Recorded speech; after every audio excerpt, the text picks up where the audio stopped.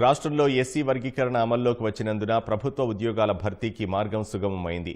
ఇప్పటికే mega DSC ప్రకటన జారీ కాగా అదే మాదిరిగా ఏపీపీఎస్సీలో పెండింగ్లో ఉన్న నోటిఫికేషన్ల విడుదలకు సిద్ధమైంది. ఈ ఉద్యోగాల భర్తీకి గత జనవరిలోనే ప్రకటన ఇవ్వాలని రాష్ట్ర ప్రభుత్వం సంకల్పించినప్పటికీ ఎస్సీ వర్గీకరణ దృష్ట్యా ఆలస్యమైంది. ప్రభుత్వంలోని వివిధ శాఖల్లో 866 పోస్టుల భర్తీకి సంబంధించి 18 నోటిఫికేషన్లు ఏపీపీఎస్సీ వద్ద పెండింగ్లో ఉన్నాయి. వాటిలో అటవీ శాఖకు సంబంధించి 814 పోస్టులున్నాయి. అయితే ఖాళీల వివరాలు పంపిన ప్రభుత్వ శాఖలు ఎస్సీ వర్గీకరణకు తగ్గట్లు రోస్టర్ పాయింట్లు ఖరారు చేయాల్సి ఉంది. ఈ కసరత్తు సత్వరమే చేపడితే నెల రోజుల్లో పూర్తి చేయవచ్చు. ఈ వివరాలు అందిన వెంటనే ఏపీపీఎస్సీ నోటిఫికేషన్ల జారీకి చర్చలు తీసుకోనుంది. మే నెలలో గ్రూప్ 1 ప్రధాన పరీక్షలు రాయనున్న అభ్యర్థుల హాల్ టికెట్లు వెబ్సైట్లో పెట్టినట్లు ఏపీపీఎస్సీ కార్యదర్శి సి రాజాబాబు తెలిపారు. మొత్తం 7 పరీక్షలను ఎంపిక చేసిన 4 జిల్లాల్లో మే 3 నుంచి 9 వరకు నిర్వహించనున్నారు.